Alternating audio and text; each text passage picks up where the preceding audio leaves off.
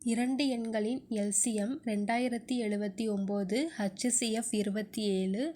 அதில் ஒரு எண் 189 எனில் அடுத்த எண் என்னன்னு கேட்டிருக்காங்க. இப்போ இதுக்கான ஃபார்முலா என்னென்னா, இரு எண்களின் பெருக்கற்பலன் = HCF × LCM. இரு எண்கள் வந்து X × Y.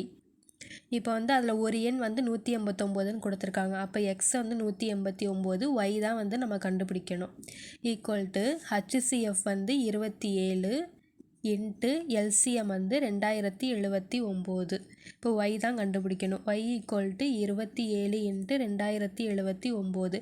இங்கே இருக்கிற 189 இங்கிட்ட வரும்போது டிவைடில் வரும். இப்போ வந்து 9ஆம் வாய்ப்பாடில் அடித்தோன்னா 9 18, 9 9, 9 27, 1 3 7 21. இப்போ 7ஆம் வாய்ப்பாடில் அடித்தோன்னா 1 7, 7 14, பேலன்ஸ் 6, 9 7 63, பேலன்ஸ் 4, 7 7 49.